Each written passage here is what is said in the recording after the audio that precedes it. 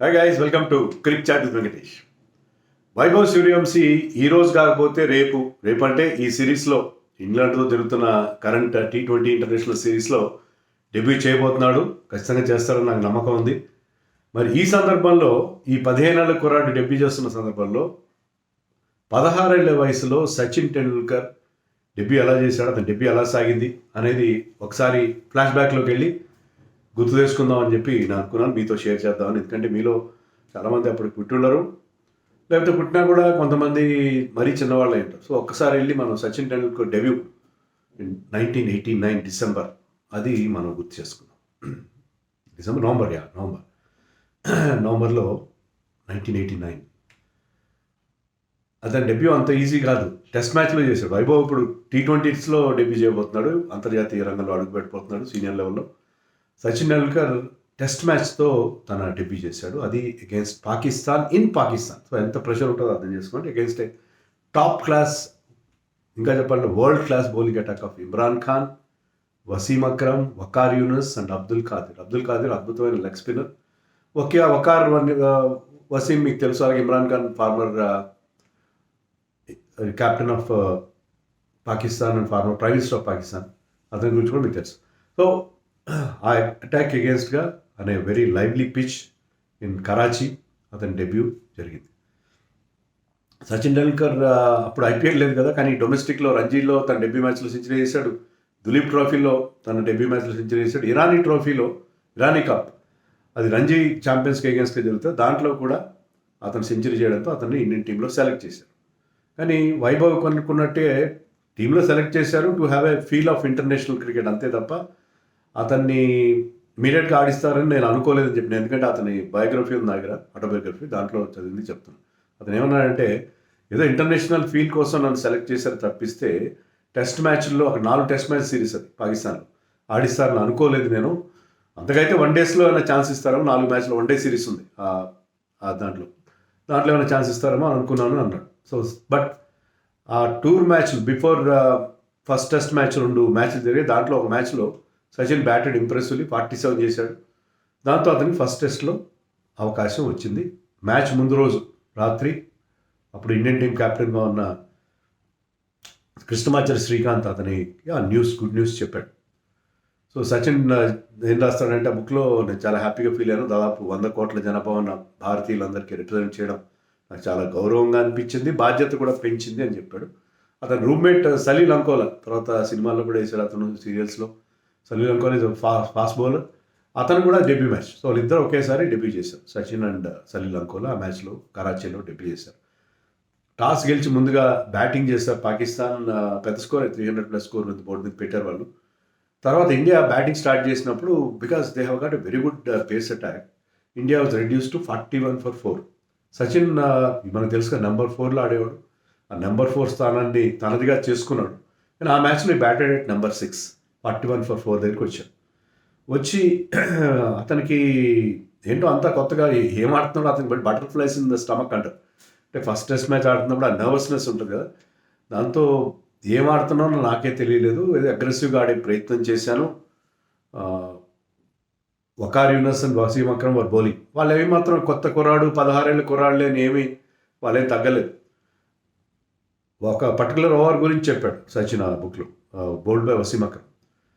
Over second ball third ball bouncer వేశాడు కదా. మరి వసీం అక్రమ్ స్టైల్ నాకు తెలుసు, నెక్స్ట్ బాల్ యార్కర్ వేస్తాడని అనుకున్నాను నేను, కానీ నెక్స్ట్ బాల్ కూడా బౌన్సర్ వేశాడు. ఆ తర్వాత 2 balls, remaining 2 balls of the over also, అవి కూడా బౌన్సర్లు వేశాడు. సో కొత్త కుర్రాడికి వెల్కమ్ టు టెస్ట్ క్రికెట్. 16 ఏళ్ళనే ఏమైనా టెస్ట్ మ్యాచ్ ఆడుతున్నాం, మేమేదో నీకు ఒక నమస్కార బాణాలు లేకపోతే నీకు లూజ్ డెలివరీస్ ఇవ్వమని చెప్పి Wasim Akram welcome to test cricket అని చెప్పాడని అన్నాడు. So he scratched around for 15 runs మాత్రమే చేశాడు. 2 బౌండరీలు కొట్టాడు. కానీ my stay at the crease was short but not sweet అని చెప్పి సచిన్ రాశాడు. స్వీట్గా ఏం జరగలేదు, ఎందుకంటే ఆశించే స్థాయిలో ఆడలేదు. అగ్రెసివ్గా ఆడబోయాడు, కానీ వాళ్ళు అంత యాక్యురేట్గా బౌలింగ్ వేయడం. అందులోనూ సచిన్ ఏం రాస్తాడంటే, నేను ఇండియాలో ఫాస్ట్ బౌలర్స్ ఫేస్ చేశాను, కానీ ఇంత పేస్ నేను ఇప్పుడు ఫేస్ చేయలేదు, అంత స్కిల్ కూడా. Because both Waqar and Wasim are very very skillful bowlers. ఆ higher skill level, higher pace నన్ను చాలా ఇబ్బంది పెట్టాయని అతను చెప్పాడు. 15 రన్స్ చేసిన తర్వాత was bowled by Waqar Younis. Waqar Younis కూడా debut match, bowled by Waqar Younis for 15 runs. So ఆ మ్యాచ్లో మళ్ళీ అతనికి అవకాశం రాలేదు, ఎందుకంటే ఆయనకి డ్రా అయింది మ్యాచ్, సెకండ్ టైం బ్యాటింగ్ రాలేదు. సో ఫస్ట్ టెస్ట్లో 15 రన్స్ మాత్రమే చేశాడు. సో అందరి డెబ్యూ అద్భుతంగా ఏం జరగదు, విరాట్ కోహ్లీ డెబ్యూ కూడా అంత గొప్పగా ఏమి జరగలేదు. సో ప్రతి ఒక్కరికి అద్భుతమైన డెబ్యూ వస్తుందని మనం అనుకోవడానికి లేదు. సో సచిన్ టెండూల్కర్ లాంటి వాడు కూడా 15 రన్స్ మాత్రమే చేయగలిగాడు. అతను కూడా తడబడ్డాడు ఖచ్చితంగా. ఫస్ట్ మ్యాచ్ ఆడడంలో ఎవరికైనా ఇబ్బంది అనేది ఉంటుంది. సో వైభవ్ సూర్యవంశీని కూడా మనం ఫస్ట్ మ్యాచ్లో ఫెయిల్ అయితే ఎవరు అతన్ని దయచేసి అతన్ని జడ్జ్ చేయొద్దని నేను మిమ్మల్ని కూడా అడుగుతున్నాను. ఇంకోటి కూడా చెప్పాలి మీకు, సచిన్ టెండూల్కర్ వాజ్ డ్రాప్డ్.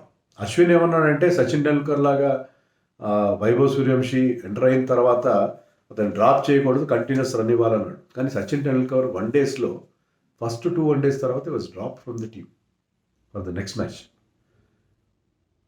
ఇక్కడ ఒకే ఒక మ్యాచ్ ఆడాడు ఇక్కడ పాకిస్తాన్లో, ఎందుకంటే వర్షం వల్ల సరిగ్గా జరగలేదు మ్యాచ్లో. ఒక మ్యాచ్లో ఏమైందంటే ఫస్ట్ మ్యాచ్ తర్వాత, అది కూడా చెప్తాను ముందు, అతను 2 మ్యాచ్ల తర్వాత ఎప్పుడు డ్రాప్ చేశారని చెప్పే ముందు, పాకిస్తాన్లో అతను ఆడిన మొదటి మ్యాచ్ అన్అఫీషియల్ మ్యాచ్, అది 2020 మ్యాచ్ ఆడారు. ఫస్ట్ మ్యాచ్ రద్దయిపోయింది వర్షం వల్ల, కానీ పెద్ద క్రౌడ్ వచ్చారు కాబట్టి క్రౌడ్ని ప్లీజ్ చేయడం కోసం ఒక 20 ఓవర్స్ సైడ్ ఒక అన్అఫీషియల్ మ్యాచ్ ఆడారు. ఆ మ్యాచ్లో ఇండియాకి పెద్ద టార్గెట్ ఉంది. 3-4 వికెట్ పడిన తర్వాత సచిన్ బ్యాటింగ్ వచ్చాడు, శ్రీకాంత్ క్యాప్టెన్ వాజ్ బ్యాటింగ్. మనం ప్రాక్టీస్ చేద్దాం మ్యాచ్, అట్లా మనకి అఫీషియల్ మ్యాచ్ కాదు కదా అంటే, లేదు నేను టార్గెట్ కోసం వెళ్తానన్నాడు సచిన్ ఉత్సాహంగా. వెళ్తానన్నాడు. ముస్తాక్ అహ్మద్ బౌలింగ్లో, మరో లెగ్ స్పిన్నర్ ముస్తాక్ అహ్మద్ బౌలింగ్లో 2 సిక్స్లు కొట్టాడు. కొట్టినప్పుడు Abdul Qadir senior leg spinner, చాలా చాలా wily and top class leg spinner, తన అంటే ఆ బచ్చోకు క్యో మారే, ఆ పిల్లాడినే కొడుతున్నావు, నన్ను కూడా సిక్స్లు అని చెప్పి అతను ఓవర్ స్టార్ట్ చేశాడు. ఓవర్ స్టార్ట్ చేస్తే ఆ ఓవర్లో సచిన్ 4 సిక్స్లో 4 కొట్టాడు. దాంతో ఏంటంటే సచిన్ టెండూల్కర్ ఏంటి అనేది అర్థమైంది. అలాగే వైభవ్ సూర్యవంశీ 6ల మీద 6లు కొట్టి గొప్ప గొప్ప బౌలర్లని ఎలా అయితే మనకి దృష్టిని ఆకర్షించాడో, Sachin Tendulkar attracted the attention of the entire world. ఎందుకంటే అబ్దుల్ ఖాదర్ చాలా యాక్యురేట్, మామూలుగా లెగ్ స్పిన్నర్స్ అంత యాక్యురేట్ ఉండరు, but Abdul Qadir was a very very accurate leg spinner. అతని దగ్గర గుగ్లీ ఉంది, ఆ వేరియేషన్స్ ఉన్నాయి, అతని యాక్షన్ కూడా, బౌలింగ్ యాక్షన్ చాలా గమ్మత్తుగా ఉంటుంది, అదే మిమ్మల్ని అన్సెటిల్ చేస్తుంది. బట్ అబ్దుల్ ఖాదర్ని అతను 4 సిక్స్లో 4 కొట్టాడు. దాంతో ఏంటంటే he has arrived at the international, unofficial match అయినా సచిన్ టెండూల్కర్ ఏంటి అనేది తెలిసింది. అలాగే టెస్ట్ మ్యాచ్ గురించి నేను చెప్పాను, ఫస్ట్ టెస్ట్ మ్యాచ్లో ఫెయిల్ అయినా సెకండ్ టెస్ట్ మ్యాచ్లో 50 చేశాడు. అక్కడే అతని ప్రతిభ ఏంటి, అతని టాలెంట్ ఏంటి అనేది బయటపడింది. అయితే నేను డ్రాప్ అయిందని చెప్పింది ఏంటంటే, ఇక్కడ ఒకే మ్యాచ్లో బ్యాటింగ్ వచ్చింది, వర్షం వల్ల సరికి మ్యాచ్ జరగలేదు కదా పాకిస్తాన్లో. ఆ మ్యాచ్లో బ్యాటింగ్ వచ్చిన మ్యాచ్లో సచిన్ డక్అవుట్ అయ్యాడు. తర్వాత మన వాళ్ళు న్యూజిలాండ్ వెళ్ళారు 1990లో. న్యూజిలాండ్లో కూడా వన్ డే సిరీస్లో, అంటే అతను సెకండ్ వన్ డేలో కూడా అతను డక్అవుట్ అయ్యాడు. అక్కడ రోత్మన్స్ అని ఒక మల్టీ టీమ్ ఒక సిరీస్ జరిగింది. దాంట్లో అక్కడ అంటే తన మొదటి 2 వన్ డే ఇంటర్నేషనల్స్లో సచిన్ టెండూల్కర్ డక్అవుట్ అయ్యాడు. దాంతో ఆ నెక్స్ట్ మ్యాచ్ అతన్ని డ్రాప్ చేశారు, ఆస్ట్రేలియా జరిగిన మ్యాచ్. ఆ తర్వాత మ్యాచ్లో అతను మళ్ళీ ఛాన్స్ ఇచ్చారు అగేన్స్ట్ న్యూజిలాండ్. ఆ మ్యాచ్లో 35 ఎంత బాగా కొట్టాడు, ఇంప్రెసివ్గా బౌండరీలు కొట్టాడు. దాంతో వన్ డేస్లో కూడా అతని టాలెంట్ బయటపడింది. సో ఓవరాల్గా అది సచిన్ టెండూల్కర్ కూడా ఫేస్ సమ్ ప్రాబ్లమ్స్. ఫస్ట్ టెస్ట్లో ఈ score just 15 runs and first 2 one డేస్లో he was out for a duck. 2 సార్లు కూడా 0 కొట్టాడు. సచిన్ టెండూల్కర్ లాంటి వాడే తర్వాత అక్కడ 1980లో స్టార్ట్ చేసి దాదాపు 25 ఏళ్ల పాటు ఇంటర్నేషనల్ క్రికెట్ ఆడాడు. సో వైభవ్ సూర్యవంశీని మనం అప్పుడే జడ్జ్ చేయకండి, అతను డెబ్యూ చేస్తాడు, డెబ్యూలో బ్రహ్మాండంగా ఆడేస్తాడని మనం అనుకోవడం లేదు. కానీ అతను కూడా టాలెంట్ మనకు తెలుసు, బ్రహ్మాండంగా షైన్ అవుతాడు. 1-2 మ్యాచ్లు ఫెయిల్ అయినా అది ఆ నర్వస్నెస్ ఉంటుంది ఖచ్చితంగా, ఎందుకంటే అతనికి ఇప్పుడు సచిన్ మీద ఉన్న ఎక్స్పెక్టేషన్స్, సచిన్ మీద అప్పుడు బోల్డ్ ఎక్స్పెక్టేషన్స్ ఉంటాయి, కానీ అప్పుడు సోషల్ మీడియా లేదు, ఇంత మెయిన్ స్ట్రీమ్ మీడియా కూడా ఇంత టీవీలో అవన్నీ ఇంత యాక్టివ్గా లేవు. కానీ సచిన్ ఎప్పుడైతే వైభవ్ ఎప్పుడైతే ఫీల్డ్లోకి వచ్చాడో, సోషల్ మీడియా కానీ మిగతా అన్ని రకాలుగా అతని మీద విపరీతమైన ఎక్స్పెక్టేషన్స్ ఉన్నాయి. సో అందుకని అతని మీద ఎక్కువ ప్రెషర్ మనం పెట్టద్దు. Let him enjoy his game. I think will definitely succeed.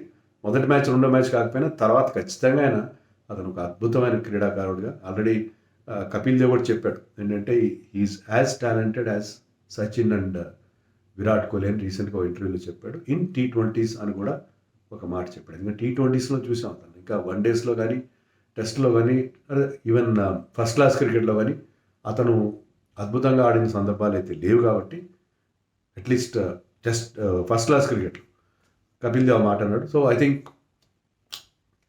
Vaibhav Suryavanshi ఒక మంచి డెబ్యూ చేయాలని మనందరం కూడా కోరుకుందాం.